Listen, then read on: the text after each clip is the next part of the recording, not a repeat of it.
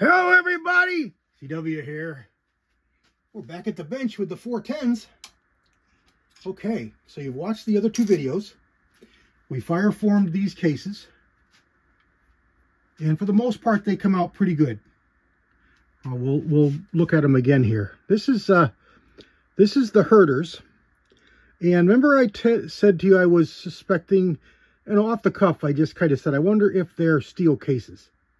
So I got a magnet here, and no, they're not steel cases, but I can show you that it is a magnet, because there's an Allen wrench, and it picks up an Allen wrench.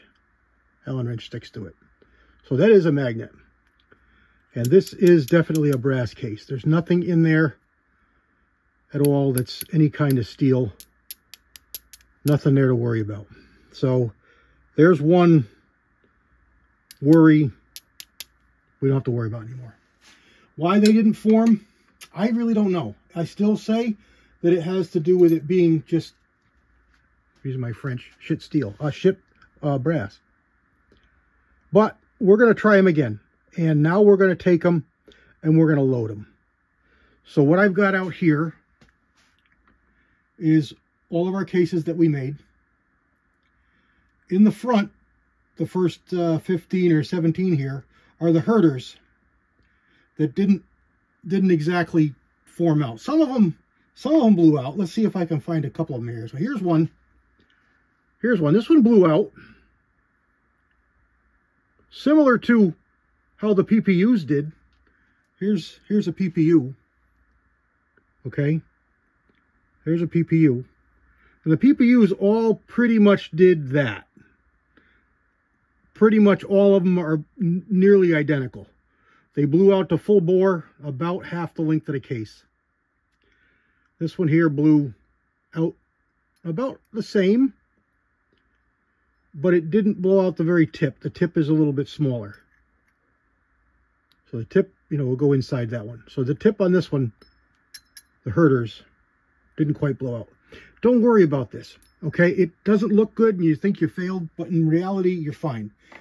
That's just the way this goes sometimes. Sometimes, sometimes you bite the bear, sometimes the bear bites you. There was one really funny looking one here. That's a funnier looking one. Just underneath the neck blew out to full diameter. But the neck stayed. Why? Who the heck knows? This is one of the 9.3 by 74s, and they all blew more than half their length to full bore. I got a little bit of a wasp waist. Don't worry about it. Don't worry about it at all. Now I deprimed these and I ran them through the wash. I gave them a good probably 3-hour wash. So these are all nicely cleaned and ready to go. I also, off camera, I also primed about 25 of them, because that's what I had left in that box of primers. And I started with all the Herders. Now, these Herders, because the hole in the front is small, I can't get a wad in there. I wanted to use these 410 wads, but it won't go in. It just won't work. Even on the ones here from PPU, I can use the wads here, but the wads are even big. I mean, small. So it'll work, but the wads are even a little bit small. You probably don't know this, but when you load brass cases, the internal volume is actually more than your average plastic case, because the plastic cases are thick. So you've got the thickness of the brass that takes away from your powder capacity, because the outside diameter is a constant. It can't be any bigger than what fits in the chamber. So when you have thick plastic cases, they have thicker walls, which means less capacity for your powder and your shot and your wad column.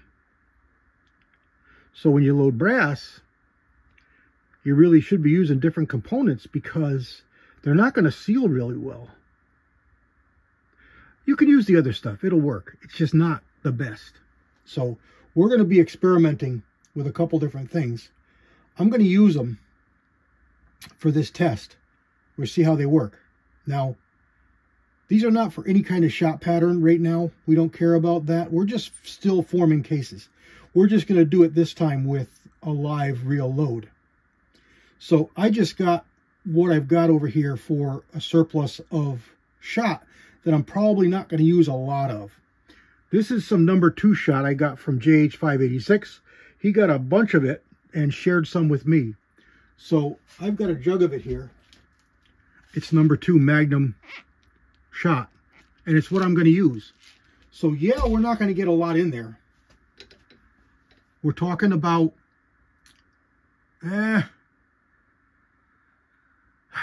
depending on the wad column, and I'm going by recipes, but I'm going by recipes for weight. This is getting into an area that's using my experience, so it's kind of an advanced loading, meaning anybody can do it, but you're not going to have confidence in knowing if it's going to work, or you're going to hurt yourself or hurt your gun. So tread carefully here. Start low and work up.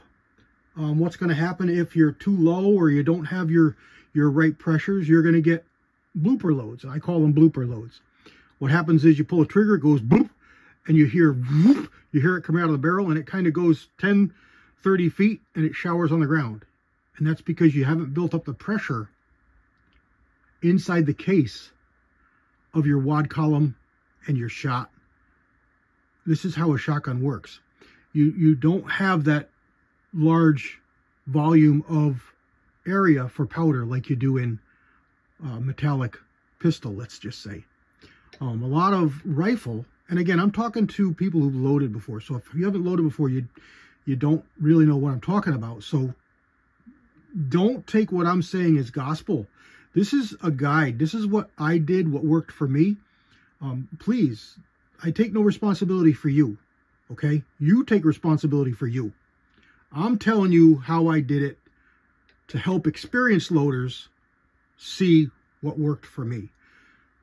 Why it worked, a lot of it I'll explain to you. I'm not trying to keep it from you, but at the same time, be aware that, you know, you're talking about things here that can cause harm. So I am looking at book loads, basing that on wads, column length, shot weight to get my powder charge. I'm not guessing at it.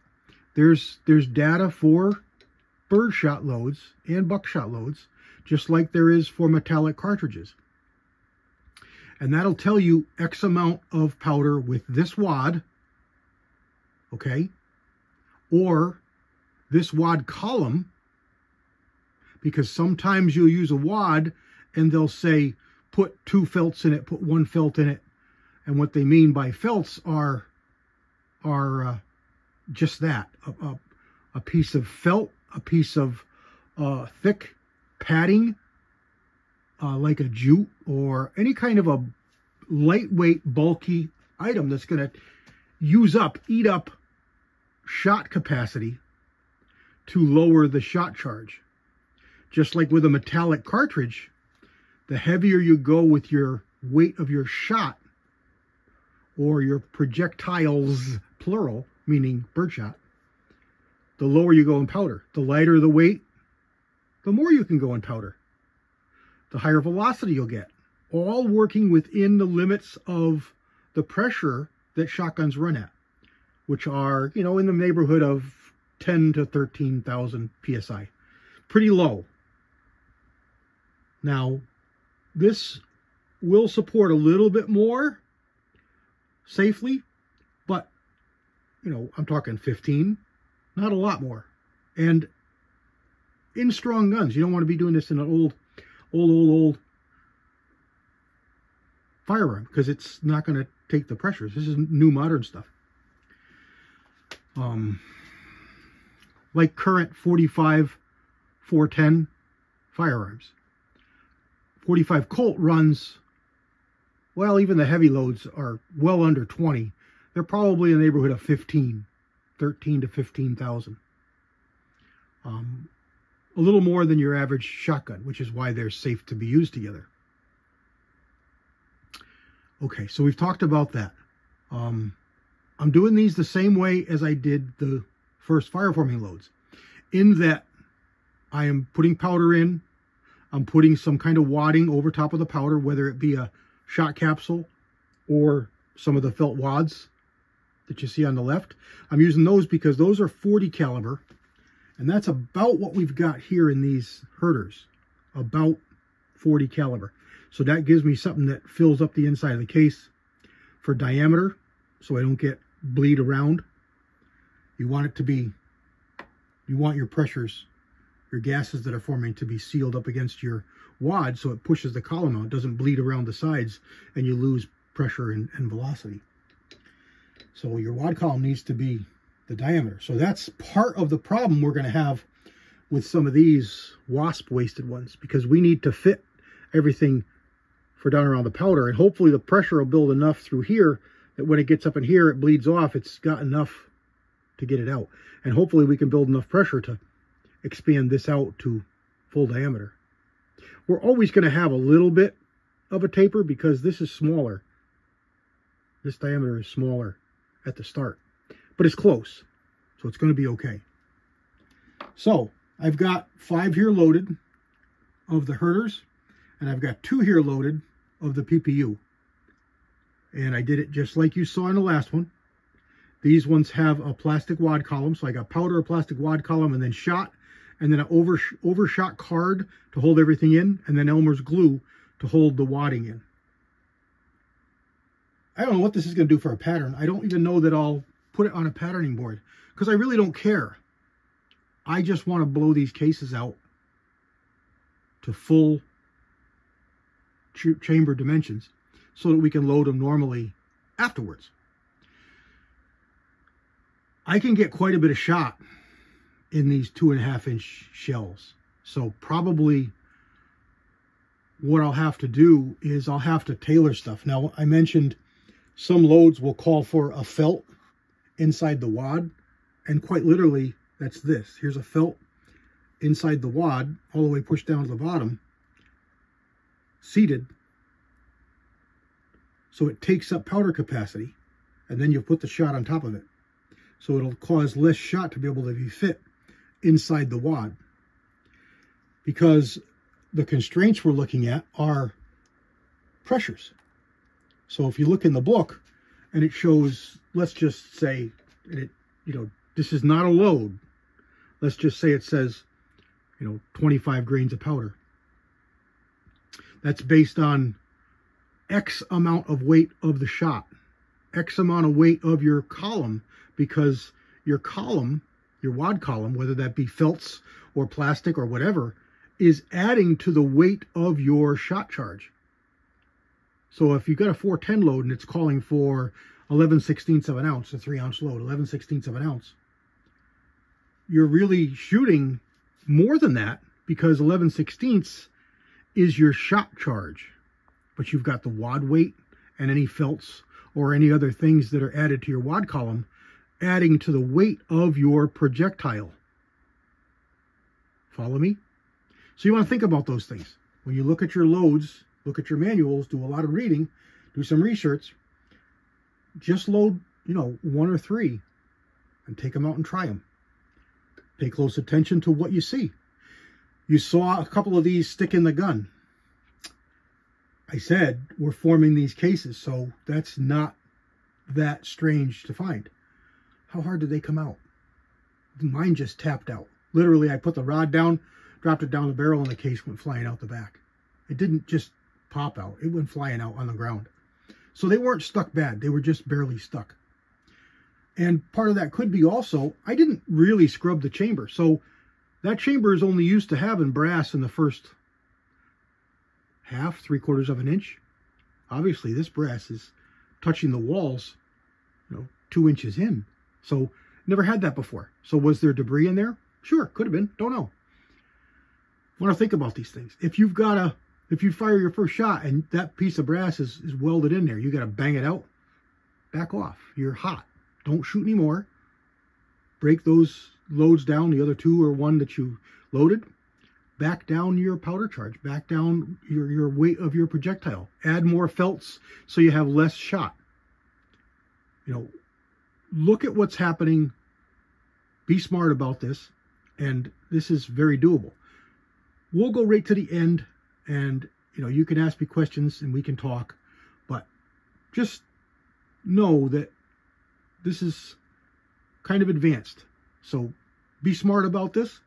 Think about what's going on. Follow the book loads. Look at the charge weights. Look at the shot charges. Look at the columns. Look at the wadding, and make it the same or as close as you can. If you have to go different than what's there, use your head. You know, more weight means less powder. Don't go more powder because less weight than the book says. Stay within what the book says for charge weights of powder. You can vary your shot charge a little bit, but don't go over with powder. Powder is where you're in the danger zone.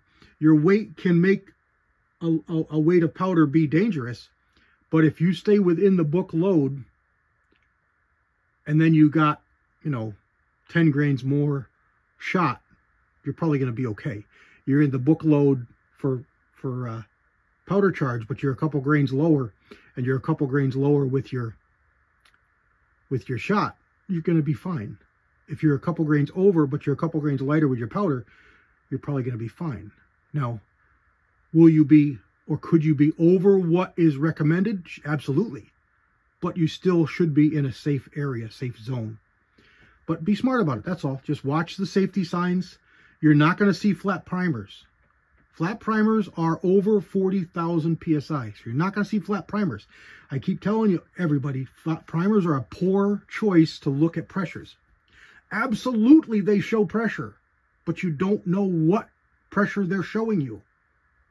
You can't tell if a super flat primer is because a pistol primer mixed in with your rifle primers.